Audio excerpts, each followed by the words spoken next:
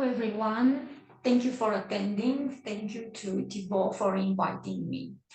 The topic for today's presentation grew out based on two recent personal experiences.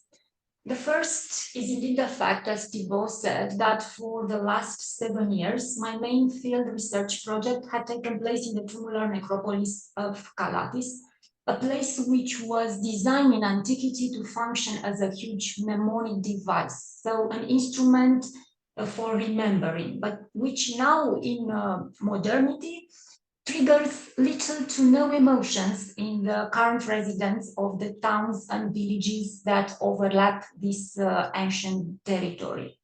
It is like the tumuli of Callatis are an orphan memory. Some of them still exist, but there is no community to recognize them and to claim this memory as its own. Secondly, on a more intimate level, I was deeply influenced by the illness of my grandmother and her struggle with the loss of memory. It made me realize how fundamentally connected are memory and identity, and how if one loses the memory, it is almost impossible to establish social bonds, because the shared memories, real or imagined, are the real glue that keep people together. And being these people as few as a family or as many as a nation. The ancient Greek society was really preoccupied with memory, especially cultural collective memory, and the act of remembering, which was treated like a political strategy, and it was really ritualized. Symbolically, mnemosine, or memory, was considered the mother of all muses, and in this way, she was placed as the source of everything, not only of arts, but also of knowledge and truth, including in a philosophical way. Of course, it's impossible to deal with all this complexity that memory contains. I will focus just on two aspects which are significant in a polis society like Callatis was in the late classical and early Hellenistic period, which are also visible in the archaeological funerary record. And this is the ability of memory to establish a bridge between present and a heroic past, and in this way to give legitimacy to individuals and communities to various claims, especially claims over land or over lineages. And we have to understand that in a colonial context, the need for memory was especially heavy. In the early stages, colonists were coming with different backgrounds in an unknown landscape with which they had no connection, they had no recollection of it. And in order to build this civic body, they have to establish a common past, which of course in part was imagined. It contained references to legendary events, to divinities, or to heroes. So with these shared memories, with this shared past, they could build a common identity. And beyond the building narratives, they used the landscape to trigger memory. They populated this landscape with monuments, which were enablers of the mythic past, and tumuli functioned very well in this direction. The second aspect which interests me is the way memory in a polis society, so in an ancient Greek democracy, negotiated between individual identity and collective identity.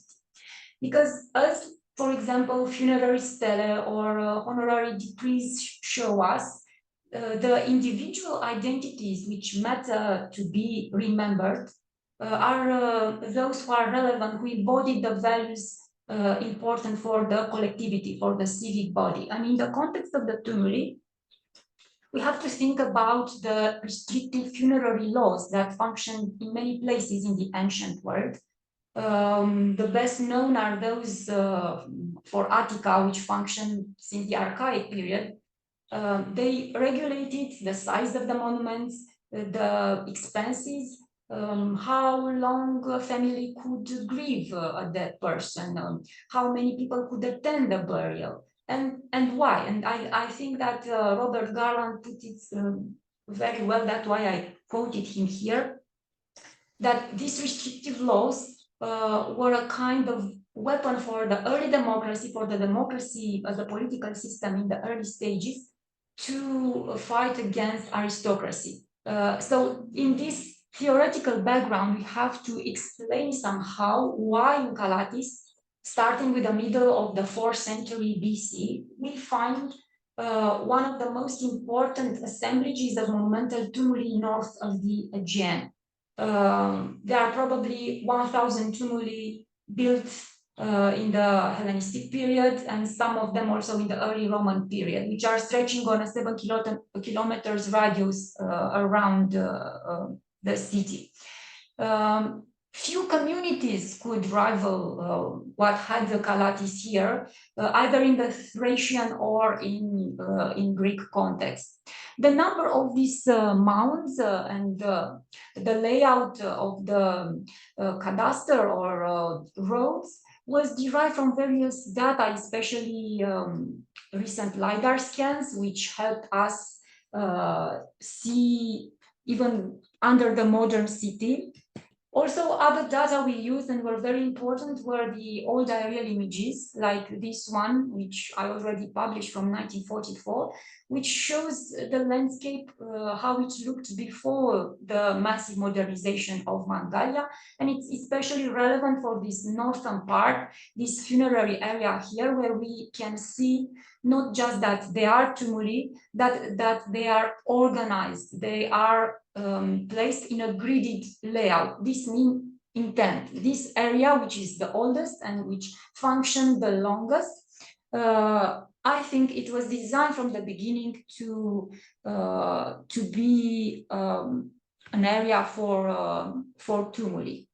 So if an early foundation for Callatis as a hypothesis is still on the table, the colleagues from Mangalia Museum say that they made discoveries from the 5th century BC. I think that the main foundation here in Callatis happened in the first quarter of the 4th century BC. And to this period, we have to assign, I think I will just use this because it's plain by itself. Okay, so to this period, we assigned the establishing of the fortification, which encloses about 100 hectares, the gates and the main roads, also the cadastre, which in this part, it was made with stone walls and uses measuring unit which corresponds with what we have in Chersonesos. And also, at least the main funerary area, it can be assigned to the same moment. And I think that the planners, the initial generations of colonists in Callatis, chose the tumulus as part of their identity, placing themselves in a heroic past and helping them integrate in the landscape. And we have this behavior attested also in the territory. Here it's a group of mounds which I've been researching in the last 3 years. It's located at 7 kilometers north from the main city. We're in a group of 6 mounds. 2 of them contain Macedonian tombs from the 3rd century BC, but the tumulus in the middle has yielded a burial from the early Bronze Age. But this tumulus contained also offerings, ritual commemorative offerings from the 3rd century BC. So I think that the family who buried themselves here in this small burial site selected this tomb, this old tumulus, and integrated in their story. It was kind of, let's say, an ancestor. And of course, I'm thinking about the crouched position inhumation, which appeared, in fact, in the oldest and most important parts of the funerary, which are of the funerary area, which are known from many years.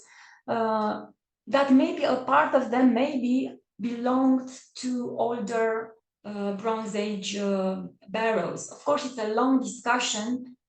Such crouched position inhumation are known also from Olbia and Bosphorus, and there is an entire theory that they maybe are slaves or something like that, indigenous people. But I think that a part of them may be related to old barrows of the Bronze Age. So regarding the earliest graves in Callatis, which are gathered here in the northern part, in the main organized funerary cemetery, the first are inhumation in tiles, which contain Attic pottery, like this Aribaloid Lechito or Lecanide from Vienna painter. And in the context of their burials, they cannot be dated before 350 BC. And immediately a decade or two later, we certainly have tumuli, and the burial here exhibits certain features that show that there are some that they belong to special individuals. And I want to discuss a little bit these graves. So perhaps the oldest, the earliest of them is this grave in tiles, which belonged to what appears to be a little girl. And the content was discovered in 1960s by Constantin Preda. The numerous small gilded clay elements were reconstructed like this in the museum in Constanza, like they were appliques for a dress. But I will comment a little bit on them. I think that a part of them belonged to Stefane, to Ref, something like that. It's a good example from the museum in Thessaloniki. This from here most probably belonged to a larnax, a small wooden box which was specially made for funerary purposes, and they were also spread in Macedonia, and they were, let's say, a less expensive variant of the sarcophagi which we have in north of the Black Sea. I don't know, do you still see my presentation? Because I had some freeze. But anyway, what I wanted to say is that the iconography which we find here with fights between griffins and Amazon and Nereids and Sirens and Nike, they all belong to the Dionysian Bacchic circle of beliefs. Also the iconography for the Lecanides. And almost all the graves here in the earliest phase show that these deceased and their families had special preoccupation with the afterlife. This meant that perhaps they were connected with beliefs, religion, like mystery religion, who placed great importance on the afterlife. And this shows that perhaps a strong connection with the Macedonian can be seen here, but also I think that this special attention for the afterlife was connected also with the early colonial context and with the anxieties that may arise in the event of coming in a new land, and maybe mystery religion helped them find these shared identities and hopes for a better afterlife quicker. Of course, I have to mention the well-known grave with papyrus because it was recently, well, we have some new information, some words were read on it. For many years, it was believed or hoped to be papyrus also with some Orphic texts. But the reading of Richard Jankel show that perhaps it's almost probably it's a poem in a Doric dialect, and it had historic subject related with the Persian wars. The hypothesis of Janko is that it can be attributed to Simonides, and this places this grave again in a heroic context, because the works of Simonides, and especially those related with the Persian wars, have this heroic content. They were dedicated to war dead, and his works were related with the birth of Hellenic collective identity.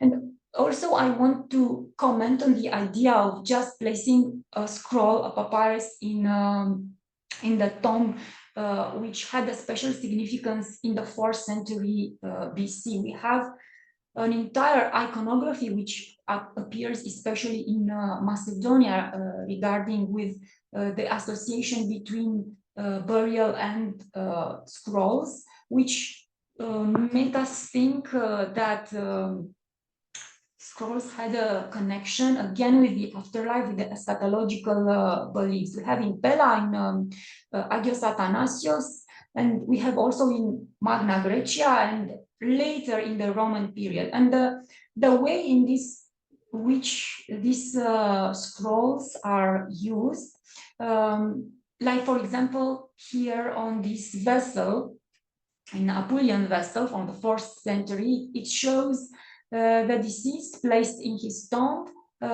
meeting Orpheus. So placing a papyrus in a tomb, like in Callatis, had a connection with the idea of the afterlife, not necessarily with the Dionysian Bacchic context. It could be like in a Platonic way, the idea that through knowledge, through reading, you could enlighten yourself and reach a new level, even think about the divine part of the soul. And I want to show, just for fun, that we have also in Callatis a relief which includes some papyri, and another one from Odessos, which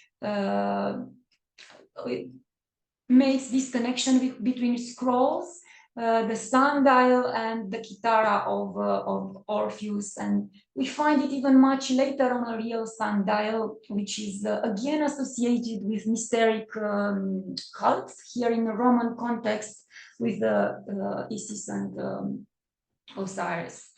But coming again to the grading Callatis with the scroll, I think the most important element was the observation that on the head of the deceased there were grains of wheat, and crowns of wheat were especially connected with the Eleusinian mysteries.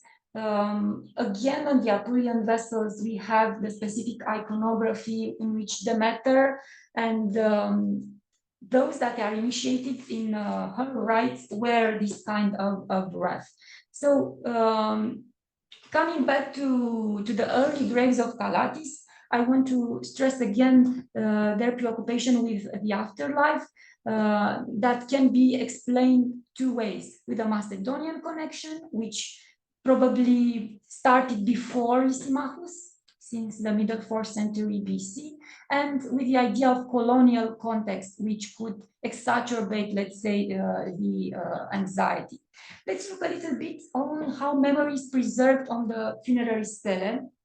The majority from this early period belong to the 3rd century BC. There are rather simple monuments, and the text included on them is brief.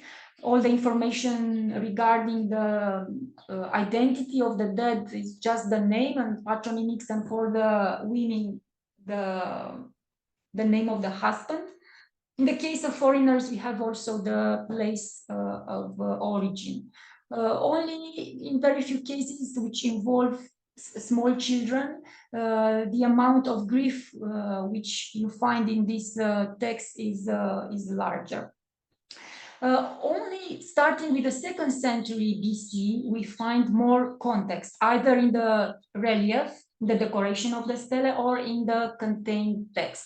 And for the 2nd century BC in Callatis, we notice a special groups of funerary monuments that indicate a combination between military activities and, let's say, again, heroic, gaining a heroic status in the afterlife. So again, a connection with history beliefs. But I want to emphasize the idea that in this case, the memory of the individuals mattered in the context in which they were important for the collectivity. So the 2 brothers there died for the homeland, and in this case, we have the strategoi which have a significant civic job. Very few of the stelae were found, have a known location, a place of discovery, and even when this place of discovery is specified, this is very vague. Just for 2 of the stelae, we have a real indication that they were found in tumular embankments, and this one here in the right, which belonged to a girl, Chelona, I want to stress it out. It was said by Sauciuc Săveanu, he discovered it in 1938, that it was found in a small tumulus covered with shards of amphora. From the context of the text on the inscription, we can see that the girl was unmarried, probably an adolescent. From the same area, also an adolescent from the same period, the second part of the 3rd century BC, we find this Stefane, this called Stefane, from a tomb, also in a tumulus, but this time a larger one. We have no indication that funerary stelae were indeed placed in or around tumuli. Again, this is the case of the big mound outside Callatis, which we are now investigating, and which contained the tomb with 2 chambers.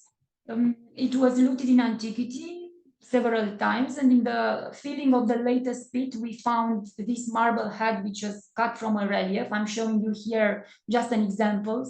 Many reliefs in Callatis and in ancient sites are looking like this, and the date for this pit can be placed somewhere in the 5th, 6th century BC. What is significant in the context of memory in this case is the fact related to robbing, because this huge mound, which had 80 meters in diameter and 12 meters in height, was robbed very soon after it was built, soon enough to be rebuilt. And you see here this large pit filled with yellow earth, and we have even a chronology. So if the tomb can be dated, it was built somewhere in the 2nd quarter of the 3rd century BC. The looting and then the repairing of the tumulus, which can be dated well by a commemorative deposit in its exterior, happened in just 2 generations. Again, something about commemoration. In the same group, the tomb here in the southern part, here the commemoration was made in a local way, in a Thracian way, which might indicate us that some of the families in Calatian territory especially were mixed families. They contained also, let's say, maybe Thracian people. So in this case, we have a series of pits with burnt bottoms, which were dug at some point, probably connected with a reburial, because we have a difference in the filling of the embankment, exactly in the front area, and we have similar pits associated with fireplaces in many Thracian tumuli. I'm just showing you some, either tumuli with chamber tombs, tumuli with regular tombs, tumuli with no tombs. So this is a very Thracian thing, let's say. Another tumulus that allows us to discuss a little bit about how long memory lasts is Dokumachi Mound, it was built sometime in the early 3rd century BC, and which had a special area designated for commemorative offerings, which could be made, for example, on occasion of festival dedicated to the dead. And in this case, the material here can be dated, let's say, in the first half of the 3rd century BC. So in general, we see you have very rarely the chance to have the private emotion visible in the funerary record. Here we have this ring, a bronze ring, a simple bronze ring, which was deposited also together with these vessels, and it was broken, and probably belonged to the person who made this offering. And of course, you think that this person gave such a ring which is so simple, and in the same time the monument belonged to such a wealthy person. So which was exactly the relation between them? Perhaps it was just someone who was making an offering at this tumulus because it was considered, let's say, a heron or something like that. So maybe not necessarily familial connected. Here near this tumulus, we have an interesting structure, a platform which stood outside the retaining wall, and where we found the latest material, which shows that for 3 generations, perhaps this mound received funerary offerings. And we don't know exactly for what this platform was used. It is a proposal that perhaps funerary stele or other monuments were placed. And this is the area for offerings, which is exactly in opposite direction with the entrance in the tomb. So, okay, how long memory lasts again? Not so long. I like very much this case for Callatis. We have these funerary tablets from marble, which were made exactly like that. And they were used to be inserted in limestone monuments, and they can be exchanged. So when a new person of the family dies, you can just change the tablet. We have a good example of how these monuments could have looked like in Chersonesus. And Adrian Rob proposed that this shows a Megarian influence, and because this is what you can see in the Megarian funerary areas, that perhaps the colonists included some participants from Megar. Also in the 3rd century BC, like the tablets, I will show you some graves which will help us understand how the funerary areas evolved. So these are double cysts. So they are designed from the beginning to belong to a family. And most probably we have indication for some of them. They were covered with tumuli, smaller or larger. And usually one grave was, let's say, the man's grave, contained usually just iron strigil, and the other, the woman's grave, was more wealthy with gold jewelry.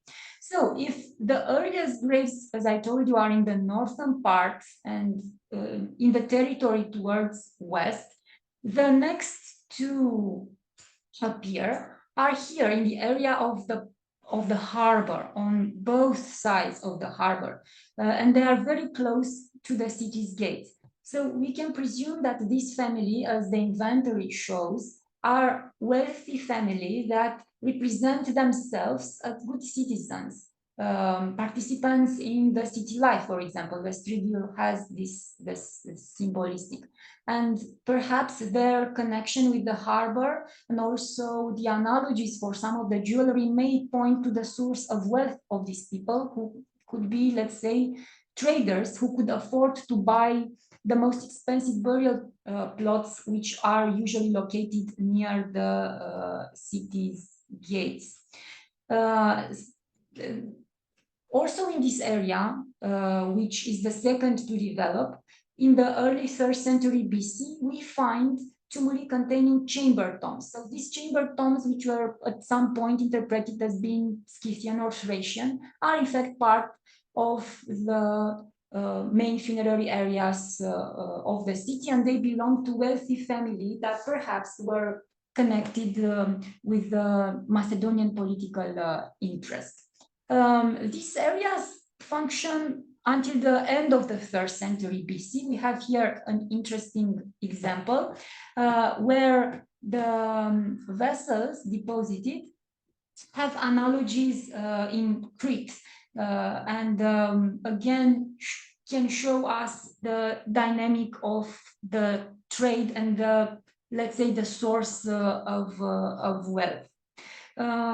In the 3rd century BC, as I told you, this is the main phenomenon we find again here and here. So the first to develop, the second around the harbor, and then the other gates.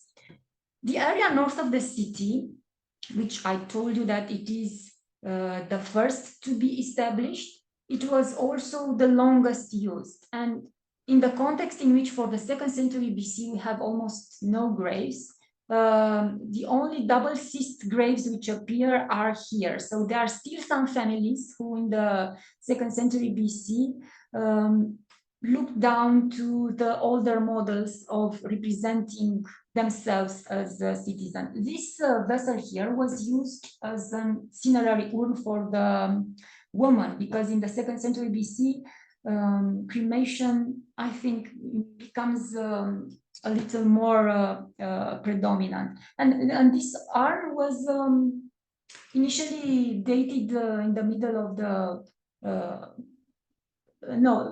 at the end of the 4th century BC, but I think it's much later. It's a local variant, a Pontic variant of a West Pontic type of copy of an Panathenaik amphora, and the association with the glass amphoriscos, I think it's late. From the 2nd century BC, also in this northern part, which is important, which is reserved for the citizen, we find some strange graves. Again, cremation. This one, cremation on spot, contains this word, which in the literature is considered that it belonged to a Celt, to a Celtic mercenary.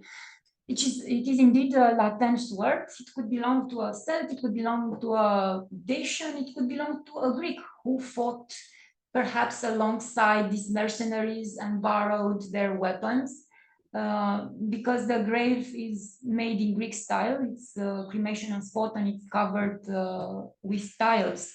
And we have here also this grave. It belonged to a woman. Again, it was initially dated in the middle of the 3rd century BC, but this kind of vessel appears in Dacian environment only starting the 2nd century BC. This is a special case when local pottery can be used to date Greek pottery, not vice versa. So we see in the 2nd century BC a change in the, let's say, cultural environment. We have an accent on mix, perhaps an ethnic mix, and also a focus on military aspects. When we look at this graph and we compare the available funerary inscriptions and with the number of documented graves, we see a sharp fall of both of them somewhere in the 2nd century BC. I think this happens probably after the 1st quarter of the 2nd century BC. So after the fall of the Macedonian system of power and entrance of the Romans in the Balkans, in East Mediterranean, changed a lot what happened also in Callatis, and we see an abrupt change in the continuity of the burials, of the identities. And with this, I'm ending my presentation, showing you a relief from Callatis and pairing with one from Pergamon. Approximately similarly dated, the one from Pergam can be considered, let's say, an inspiration. It shows a scene where the deceased is Heroias. Of course, it's a discussion who is the deceased in Pergam relief. Perhaps the one dressed here in the military equipment is just an attendant, and this is not Hermes anyway. But it shows that in the military turmoil that happens in the Balkans in the 2nd century BC, something is changing, and it's also changing in the native world. This is the moment when, for example, the Dacians are arriving on the historic scene. Okay, thank you very much for your attention.